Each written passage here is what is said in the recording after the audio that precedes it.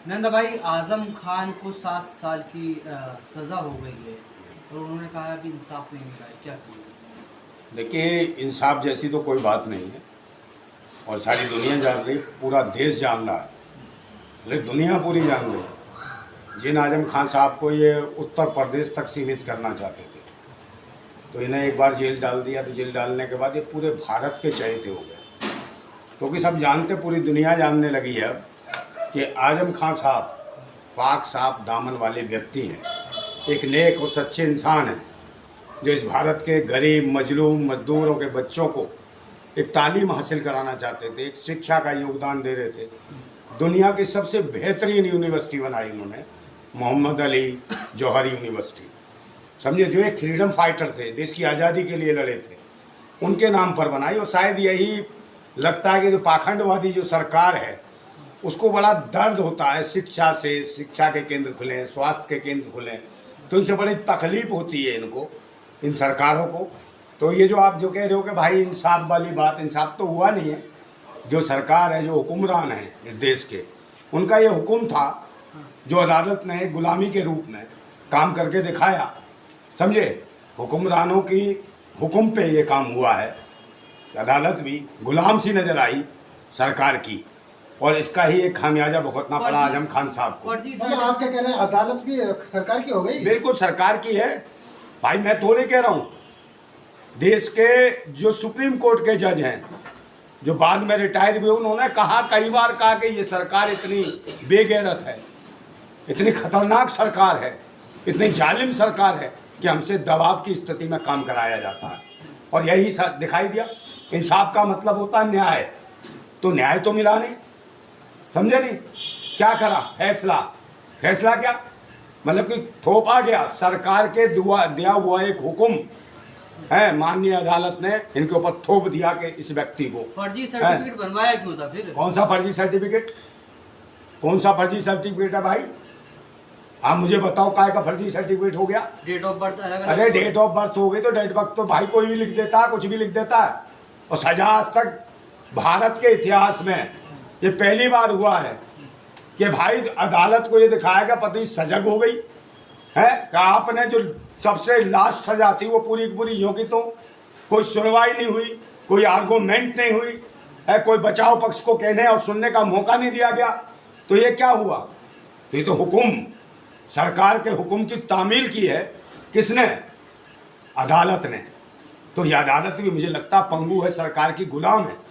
तो हम तो पहले से कह रहे हैं कि भाई, मैं पहले भी कह चुका हूँ कि चाहे भाई ये सरकार है, सरकार की कोर्ट है, पुलिस है, सब कुछ है सरकार के पास, सारे स्तंभ उनका पूरी तरीके से इस्तेमाल कर रही है। यहाँ तक कि अमेरिका के राष्ट्रपति ने भी कहा था कि हमारे देश का एक ऐसा प्रधानमंत्री है भारत का, जो अपने स्वार्थ के लिए भारतीय सेना के जवानों का इस्तेमाल करता है, यहाँ के संस्थानों का इस्तेमाल करता है, और सरकार का अपने निजी स्वार्थों के लिए इस्तेमाल करता है, अपनी राजनीति के लिए इस्तेमाल करता है। इस भारत को 9 साल में बर्बाद किया। आजम खान साहब जैसे लोग हैं इस देश के लिए एक हीरा है, कोई नूर हीरा है, जिनको जितना ज़्यादा दबाओगे उतना ही चमकेंगे, कहीं अंधेरे में ले जा दो तो भी चमक छोड़ेंगे वो, समझे। और किसी आदमी को, किसी व्यक्तित्व को, ऐसे महान व्यक्तित्व को है किसी तालों के अंदर बंद कर देने से कुछ नहीं होता। एक शरीर को बंद कर सकते हो, मगर उनकी विचारधारा पूरी दुनिया में घूमने वाली है। और देख लेना, जो मोहम्मद अली जौहर यूनिवर्सिटी है, इसको लेके जो हरकतें जो कर रहे हैं, एक दिन इन्हें अफसोस होगा। सऊदी अरब बना दिया कह रहे हैं लोग। कौन कह रहा? सऊदी अरब बनाई है वो, जो पूरी यूनिवर्सिटी है, मुस्लिम वो बना दिया। हाँ, तो आजम खान साहब रहेंगे तो सऊदी अरब भी हमारे भारत के अंदर आ सकता है, क्या दिक्कत है? जिस विश्व स्तर की हम कल्पना करते हैं कि विश्व में हमारा शासन होगा, तो आजम खान साहब जैसे लोग रहेंगे तो मुझे लगता है सऊदी अरब भी कहीं उनकी देखरेख में आ जाए, नीचे भारत के सानिध्य में आ जाए वो। तो आजम खान साहब को जिस तरीके से टारगेट किया जा रहा है, क्योंकि इन्हें डर है, सरकार डरी हुई है आजम खान साहब से, वो भयभीत है कि आजम खान साहब ये जो जंगल राज जो मचा रखा ना पूरे देश के अंदर, आजम खान एक ऐसे शेर दिखाई दे रहे थे उन्हें, कहीं ऐसा ना हो कि जंगल राज में एक शेर पूरी तरीके से काबिज हो जाए। तो इसलिए उस शेर को पकड़ा, उसने कहा कि इसको कैसे भी पिंजरे में बंद करो, नहीं तो हमारा जीना, क्योंकि अब ये जो भेड़िए घूम रहे हैं, इन भेड़ियों को खतरा था। हिंदू मुस्लिम की सियासत करने वाला शेर कहाँ से हो गया? कौन हिंदू मुस्लिम की सियासत? आजम खान। हिंदू मुस्लिम की कौन सी सियासत करी है भाई? हाँ, है तुम लोग जो है ना बिल्कुल मेन मिस्ट्री मीडिया की लटकी हो, चाटुकार हो, समझे नहीं? एक ध्यान रखना। आपको तो सरकार को बधाई देनी चाहिए थी, धोखेबाजों के खिलाफ कार्रवाई हुई है। कौन सा सरकार को बधाई देंगे ना हम? सरकार करे ना, प्रधानमंत्री के खिलाफ क्यों नहीं करती है मुकदमा दर्ज? किस बात का? है करे भाई, वो जो कंप्यूटर की डिग्री जो बनाई है इन्होंने, है उसकी डिग्री बताओ। उस जमाने में कंप्यूटर नहीं होते थे और कंप्यूटर की इन्होंने डिग्रियां बना दी कि भाई इस टाइम मोदी जी ने ये पास कर लिया, और गृह मंत्री, देश के गृह मंत्री बताते हैं कि ये डिग्री है। उसमें मुकदमा कौन ठोकेगा? क्योंकि इनकी सरकार है। ना ईडी बोलेगी, ना सीबीआई बोलेगी, ना जांच एजेंसियां बोलेंगी, कोई कुछ नहीं बोलेगा भूतनी का, है क्योंकि खुद सरकार के बाप बने हुए हैं। सारे स्तंभों को इन्होंने कब्जा कर रखा है, डरा रखा है, देश की आवाम को डरा रखा है। आप कह रहे हो मुसलमानों के नेता? मुसलमानों के नेता नहीं है, भारत के नेता हैं। और पूरी दुनिया में अब इनको लोग जानने लगे हैं, मानने लगे हैं कि एक भारत के अंदर एक ऐसा ईमानदार, पाक साफ दामन वाला व्यक्ति, इसके ऊपर दागदार लगाने की कोशिश करी जा रही है कि दाग पर दाग लगा दिए जाए। तो दाग लगाने से जेल भेजने से सरकार को क्या फायदा होगा? हम वो जेल भेजते हैं तो सरकार को क्या फायदा? भाई सरकार को फायदा ना, फायदा ही फायदा डरे हुए हैं। आजम खान साहब के बाहर रहने से भी बहुत डर है इनको, भयभीत है, और डरे हुए लोग ही ऐसा काम कर सकते हैं। सरकार इतनी डरी हुई है, इतनी परेशान है कि वो राजनीति खुद करना चाहती है। वो खुद करना चाहती है कि हिंदू मुसलमान करके देश की जो सरकार है उसके पास कोई ऐसा विकास का मॉडल नहीं है कि जनता के बीच में जा सके, और विकास का मॉडल दिखाई देता है। ये क्यों बंद कर रही है, क्यों पीछे पड़ी है? आजम खान साहब ने यूनिवर्सिटी के साथ साथ स्कूल भी बनाया था, जिसमें पहले से ही बच्चे पढ़ रहे थे, 5000 बच्चे पढ़ रहे थे। उनकी शिक्षा को खत्म किया, उस स्कूल को बंद करा दिया इस योगी सरकार ने, क्योंकि ये तो कभी स्कूल गए नहीं योगी जी। झोला डाला और भीख मांगी और चल दिए, है अपने परिवार को खिला देते। भीख मांगने वाले क्या सोचेंगे? ये क्या दे सकते हैं? ना पढ़े लिखे हैं, अनपढ़ लोग बैठे हैं देश की सत्ता पे। यूनिवर्सिटी से क्या दिक्कत होगी? मोदी जी कह रहे हैं हम तो मुसलमान के एक हाथ में कुरान और दूसरे हाथ में कंप्यूटर देखना चाहते हैं। अरे कौन सा कंप्यूटर और कौन सा कुरान? जब मर गया हो इन भूतनी वालों का ईमान, ये सारे हैं बेईमान, बच नहीं रहा इंसान। भारत में ये स्थिति है, इंसान की लड़ाई है। कभी आजम साहब ने कभी नहीं कहा कि मैं मंदिर या मस्जिद की लड़ाई लड़ता हूँ। उन्होंने कहा मंदिर और मस्जिद की लड़ाई नहीं, यहाँ गरीब मजलूम की बहन बेटियों की सम्मान और इज्जत की लड़ाई लड़ता हूँ मैं। आजम खान ने हमेशा ये कहा, समझे? गरीब तबके की लड़ाई लड़ रहे हैं, मजलूमों की लड़ाई लड़ते हैं, वो है इंसानों की लड़ाई लड़ते हैं, हिंदू मुसलमानों की लड़ाई लड़ते हैं। तुमको ये नहीं पता, तुम लोग गलत पेश करते हो, किसी को बना देते हो, तुम जोड़ते हो धर्म मजहब से। आजम खान के मुंह से कभी हमने नहीं सुना कि मैं मुसलमानों के लिए ये नेता हूँ या फलाना हूँ। उन्होंने कहा जब बात करिए भारत की बात तो करिए। जा रहा है कि मुसलमान होने की सजा मिली उनको। देखिए ये हो सकता है, मानसिकता वो करना चाहते हैं, वो करना चाहते हैं, सत्ता और हुकूमत करना चाहती है, इसको मुसलमान करके पेश करना चाहती है। उनका जो बहुत बड़ा दायरा है उसको एक संकुचित दायरे में ले जाना चाहती है कि ये मुसलमानों के नेता है। ये मुसलमानों के नेता नहीं है, भारत के हर इंसान के नेता है मोहम्मद आजम खान। यूनिवर्सिटी क्या बनाई? जमीन पे जो है जमीन हड़पी है। कौन सी जमीन हड़पी है भाई? किसानों की जमीन। कौन सी जमीन हड़पी है? किसने? आजम खान ने। अरे भाई अडानी ने जमीन जो हड़पी है वो, उसको कौन लड़ेगा? चाइना ने जमीन हड़प रही है, वहाँ कौन जाएगा? एक बात बताओ, उनके पास हजारों एकड़ जमीन, और ये जमीन की बात कर रहे हैं कि 100, 200, 500 गज जमीन के लिए वो उसे हड़पेंगे क्या? एक बात बताओ, मानसिकता देखो इनकी क्या है। छोटी सी मानसिकता वाले कीड़े मकोड़े, मैंने कहा नहीं, पाखंडी ढोंगी इस देश के ऊपर काबिज हो गए हैं। इनसे ये मुल्क चलने वाला नहीं है, और पूरी दुनिया जान रही है कि देश के इनके शासन में क्या हो रहा है। शिक्षा खत्म, स्वास्थ्य खत्म, रोजगार खत्म, सुरक्षा खत्म, बहन बेटियों की इज्जत लूटी जा रही है, और महंगाई चरम सीमा। उन्होंने जनता के टैक्स का पैसा तो अपनी यूनिवर्सिटी में लगा दिया। कौन से टैक्स का? आजम खान ने। हाँ तो क्या अपनी दुकान चला रहे हैं? दुकान थोड़ी है। और क्या है? भाई सरकारी यूनिवर्सिटी है वो, भूतनी के हो तुम, कहाँ चाहे जाते हो पत्रकार बन के यहाँ, समझे?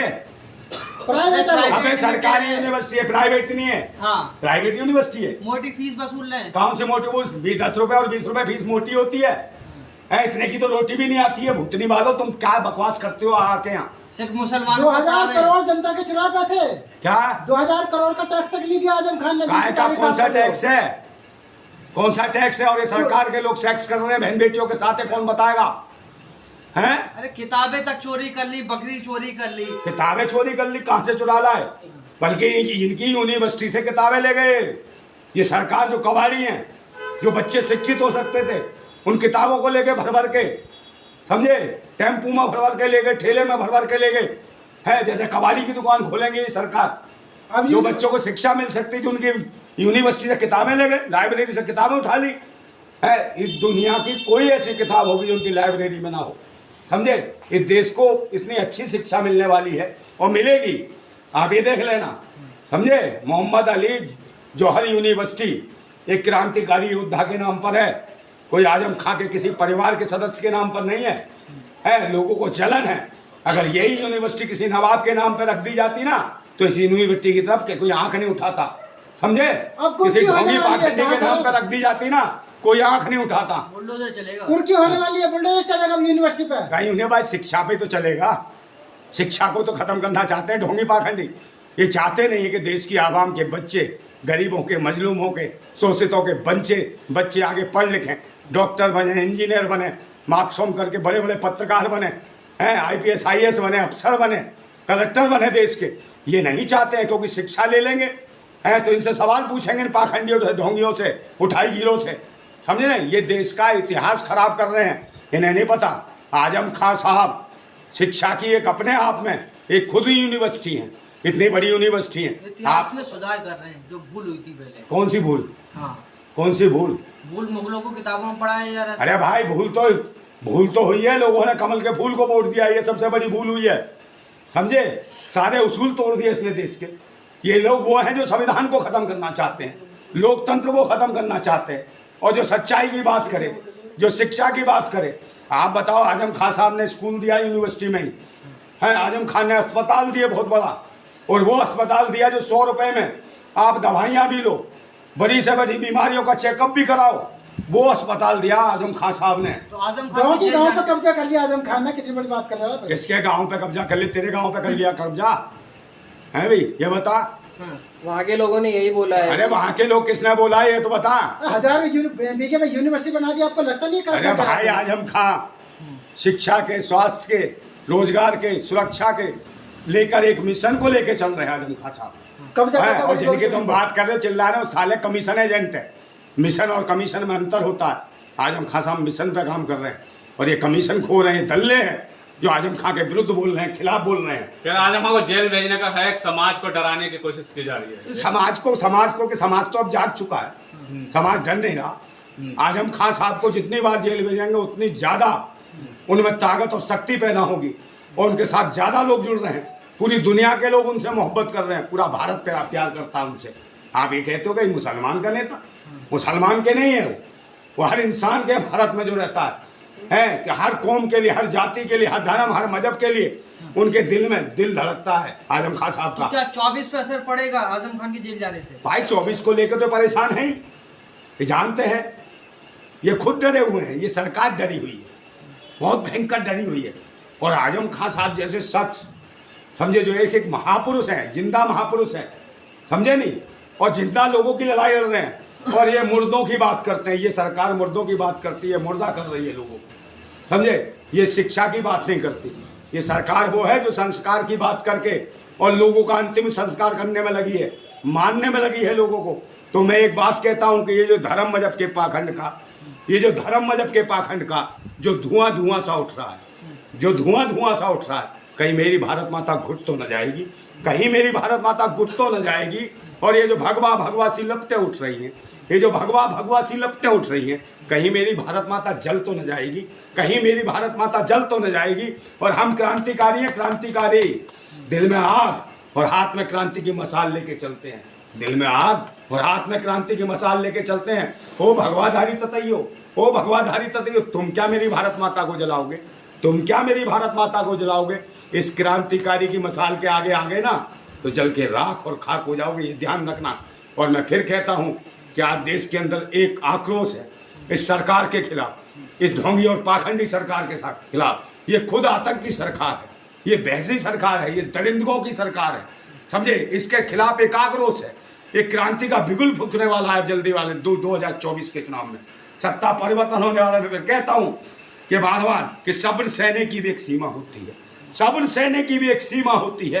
बांध टूटता धीरज का तवाती होती है, अत होने पे प्रलय और प्रवर्तन होता, तब नई सुबह की नई सृष्टि का सृजन होता। वक्त आ गया 2024 के समय में, ये जो है सृजन होने वाला, परिवर्तन होने वाला है। और ये ढोंगी पाखंडी जल्दी देश की सरकार से जाने वाले हैं। और देख लेना, शायद ही कोई, मैं अपने आपके चैनल से कह रहा हूं कि प्रधानमंत्री जी अपनी बताए ना डिग्री का, उन पर कौन मुकदमा करेगा? उन पर करे मुकदमा, और कितने साल की सजा होती है इनको भेजें।